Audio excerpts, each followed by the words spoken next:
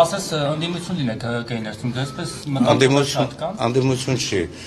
ցանկացած կուսակցության մեջ պետք է լինեն պրոգրեսիվ եւ ռեգրեսիվ ուժեր, եւ դա բնական է։ Ոչ թե միջկուսակցական պայքար միայն պետք է լինի, այլ պետք է լինի ներկուսակցական պայքար։ Փիլիսոփայության առաջի հարցը, առաջի օրենքը դահագասությունների միասնություն եւ պայքար, որը տալիս է զարգացում։ 3 օրենքներից մեկը եւ առաջինը դա է, չէ՞։ Եվ երբ որ տեսել եմ, որ ինչ որ բաներ ճիշտ չեն գնում, անգամ իմ բարեկամն էլ լինի,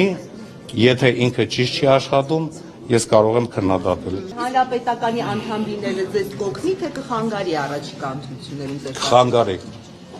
Բոյկոտը ինչ է տալու։ Ընդհակառակը համապետական ընտրություններին միակ շանսն է, որ հանրությունը իր խոսքը ասի, եւ եթե մենք իշխանության իբրև ներկայացուցիչներ ենք, չնայած այդքան էլ ինձ այդպես չեմ համարում, ուրեմն թող այս պահին մեզ պատժեն։ Բազմաթիվ անգամներ քննադատել եք հանրապետականի շանսերը կուսակցության ինչպես եք գնահատում։ Երբ հանրության մեջ 1 միլիոն եւ ավել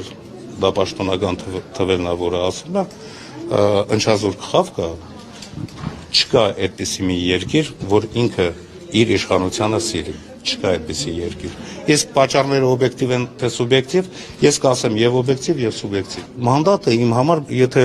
նրանք ովքեր ինձ շատ լավ ճանաչում են, գիտեն, որ երբեք դա իմ համար ինքնանպատակ չի եղել։ Դա ես ընդհանրապես օգտագործել եմ տարածքներին օգնելու համար։ Բոլորդ գիտեք, որ իմ անձնական հնարավորությունները բավարար է եւ իմ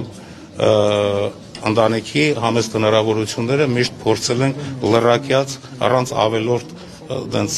էմոցիաների փորձել ենք օգտագործել ինչքան կարողացել ենք։ Մեկ ավելի շատ կօգտագործի, մենք շնորհակալ կլինենք։ Ովքեր համարում են, որ իշխանությունը